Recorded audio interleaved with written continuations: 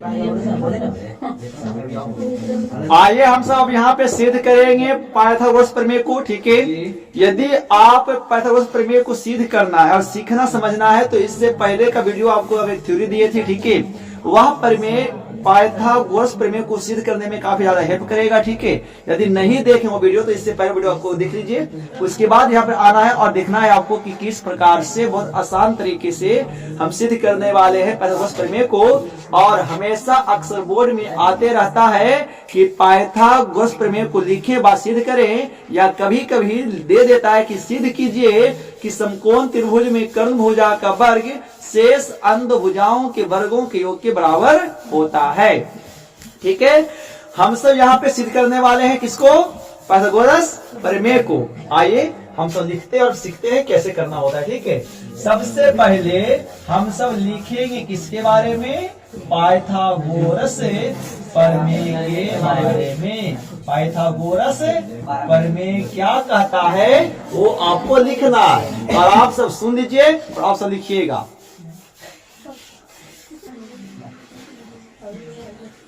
सुनिए, तो हम सब अब पढ़ेंगे प्रमेय।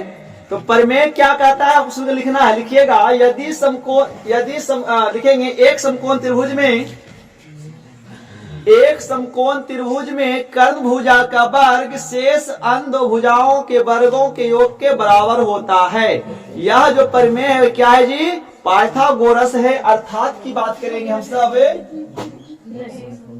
अर्थात एच स्क्वायर बराबर P square plus B square. हम सबको इसको क्या करना है? सिद्ध करना है कि क्या सच में ऐसा होता है कि एक समकोण त्रिभुज में कर्ण भुजा का जो वर्ग है वो शेष अंध भुजाओं के वर्गों के योग के बराबर होता है। ठीक है, हमको ये प्रूव आपको दोस्तों करना है। आइए सिद्ध करते हैं। ये हो गया, यानी हम सबको समझ में आ गया क्या लाना है? तो ये प्रूव करना है कि कर्ण भुजा का स्क्वायर शेष अंध भुजाओं के वर्गों के योग के बराबर होता है।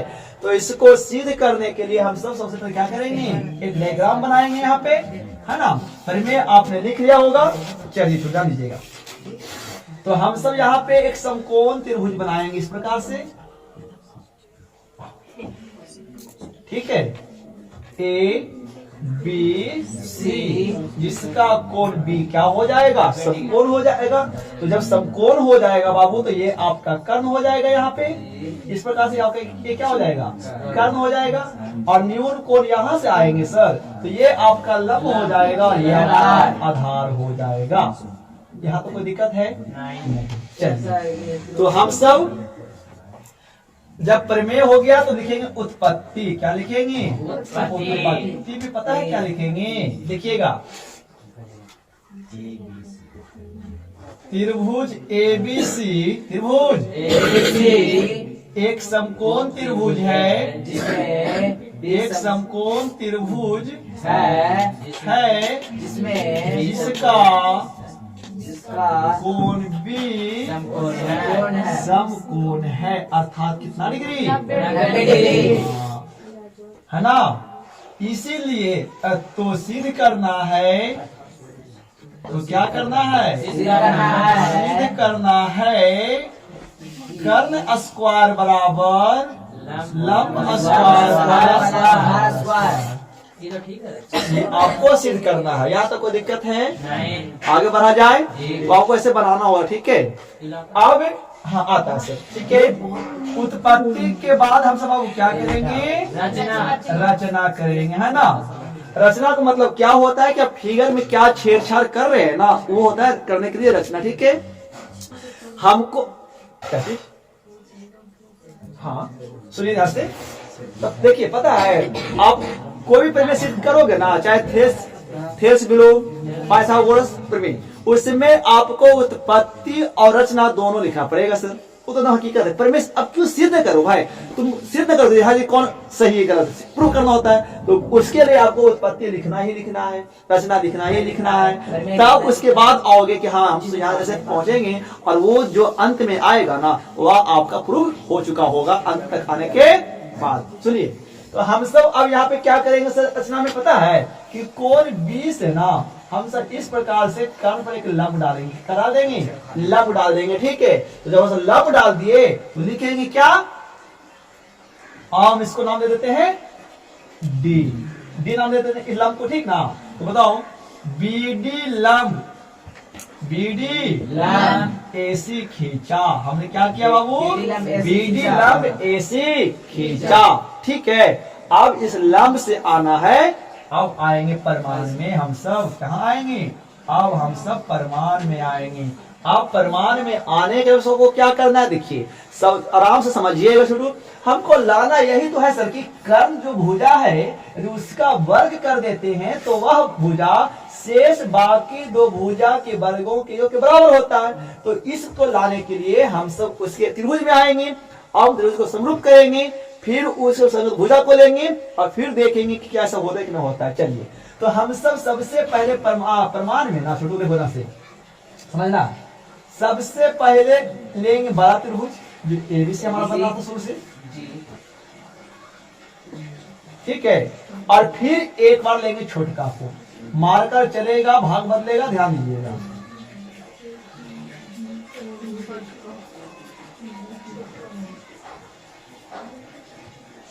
छोटका कौन बन रहा है यहाँ पे, छोटका ए बी डी बन रहा है ना, छोटा यहाँ छोटा कौन बन रहा है आपका, छोटा आपका यहाँ पे ए बी डी बन रहा है, ठीक है ना। चलिए तो हम सब आएंगे कहाँ, त्रिभुज ए बी डी तथा त्रिभुज किसमें, बड़ा त्रिभुज कौन होगा, ए सी में। आप बताओ ये दोनों त्रिभुज को समरूप करने की आवश्यकता है, नहीं आवश्यकता है। हमने अभी बताया प्रमेय के बारे में बताया था ना, यदि एक समकोण त्रिभुज में कर्ण भुजा समकोण कोण से यदि कर्ण पे लंब डालेंगे तो उसके द्वारा बने दोनों त्रिभुज समरूप तो होगा और साथ में पारस्परिक भी समरूप होगा। तो यहाँ पे त्रिभुज एबीडी और त्रिभुज एबीसी आपस में परस्पर है कि नहीं, एबीसी बड़का है और छोटका एबीडी है, तो दोनों त्रिभुज समरूप होगा कि नहीं, कैसे, प्रमेय से। तो हमको उतना समरूप नहीं करना है, सीधे लिख देंगे क्या, इसीलिए त्रिभुज एबीडी समरूप त्रिभुज एबीसी समरूप हो गया। तो कैसे हो गया, प्रमेय से आपको लिखना है ऐसे करके यहाँ पे। अब हम सबको क्या पता है कि जब कोई भी दो त्रिभुज समरूप होता है तो उसकी संगत भुजाएं एक ही अनुपात में होती है। तो अब हम दोनों का क्या करेंगे, संगत भुजा को लेंगे। तो पहले एबीडी में आएंगे ना, तो हम सब छोटका में आएंगे। तो छोटका के लिए इसका हम एडी लेते हैं, इसका संगत भुजा ये वाला, तो बड़का के कौन, ए बी होगा। तो लिखेंगे क्या, एडी बटा एडी बटा एडी बराबर। अब यदि हम छोटका, अच्छा जो ए बी भुजा छोटका के लिए भी तो है ना, इसके लिए तो भी है, और साथ में ए बी किसके लिए है, बड़का लिए ना। तो छोटका का ए बी तो बड़का का संगत कौन, ए सी, संगत का सामने वाला, ए बी के सामने कौन बड़का हो रहा है, ए सी हो रहा है। तो सर क्या दे देंगे यहाँ पे, तो ए सी बटा, यहाँ पे लिख देंगे ए सी बटा ए बी, है ना। लिखेंगे क्या, ए बी बटा ए सी। हम पहले इसका ना ले रहे थे जी, फिर ले रहे थे इसका ले रहे थे, ए बटा ए सी। अब दोनों को यहाँ पे क्या करेंगे, क्रॉस गुना करेंगे ना, तो ए बी गुना ए बी स्क्वायर बराबर के बराबर ए डी गुना ए सी, समीकरण क्या हो गया, एक हो गया। यहाँ तक कोई दिक्कत है कि नहीं को, नहीं।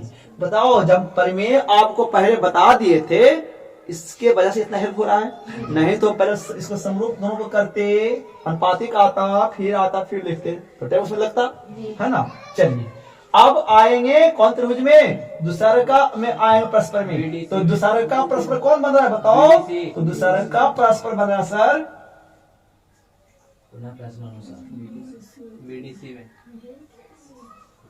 छोटका बीडीसी और बड़का है एबीसी में ना। आप लिखेंगे पुनः, तो पुनः छोटका कौन त्रिभुज, बीडीसी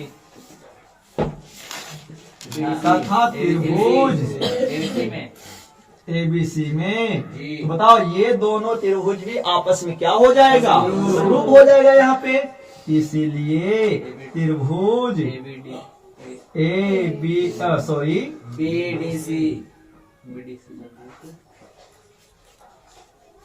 त्रिभुज बीडीसी समरूप त्रिभुज एबीसी कैसे समरूप है ना जी।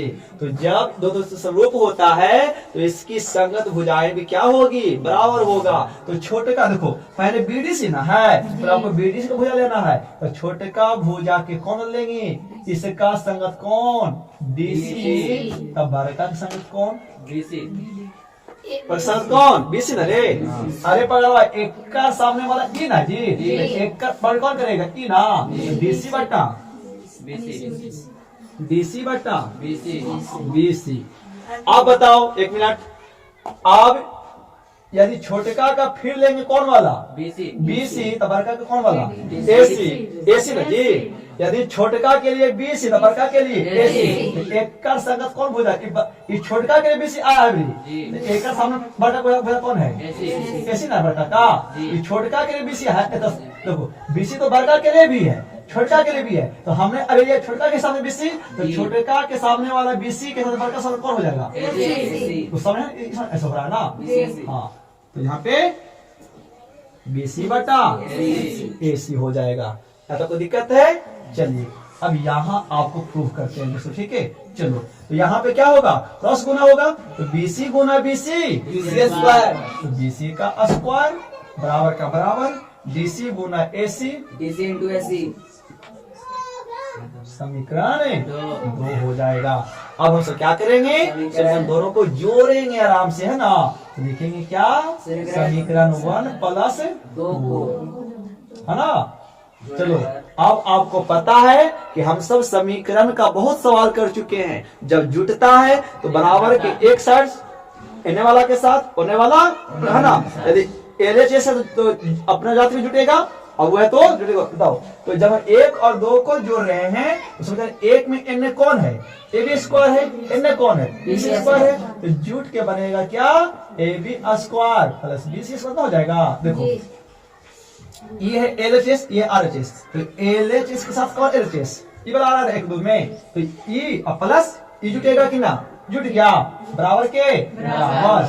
अब आरएचएस और इसका आरएचएस और इसका आरएचएस जुटेगा, तो इसका आरएचएस है एडी इंटू एसी और प्लस इसका आरएचएस है बाबू डीसी इंटू एसी। अब देखो ना समझ हो गए, तो ए बी स्क्वायर बराबर sorry A B square plus BC square बराबर। अब बताओ भाई साहब, एसी यहाँ भी हम एसी को कॉमन कर लेंगे, तो यहाँ क्या बचेगा एडी प्लस डीसी। छोड़िएगा कि आप बहुत दिमाग में नहीं सकते, ठीक है।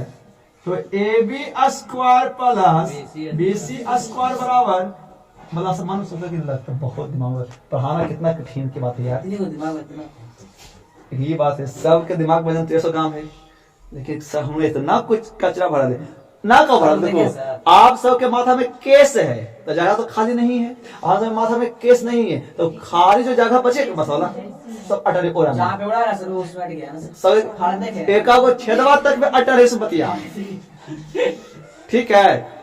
अब देखो ब्रैकेट का आर गुना, देखो तो वहां से यदि एडी और डीसी को जोड़ दे तो बताओ क्या बनेगा। देखो एडी कौन, एडी डीसी कौन, ये वाला जी।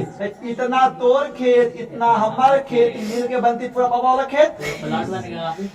अरे हमारे खेत लेके ऊपर से पावा सुना जी, हम तो बांटे इतना हम बांट लिए थे, इतना ये बांट लिया था, और मेरा थोड़ा मिल जाए इसको इस करना तो मिल जाए। तो फिर इसको जी पीना चाहता है कि खेतवा ने तीसर के खेतवा फलना पापा के है, तो हो ना ऐसी जुट के।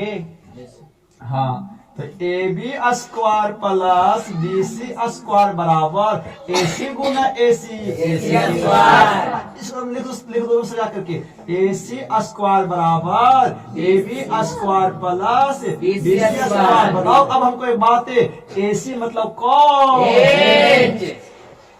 स्क्वायर, ए बी मतलब कौन बीसी मतलब कौन।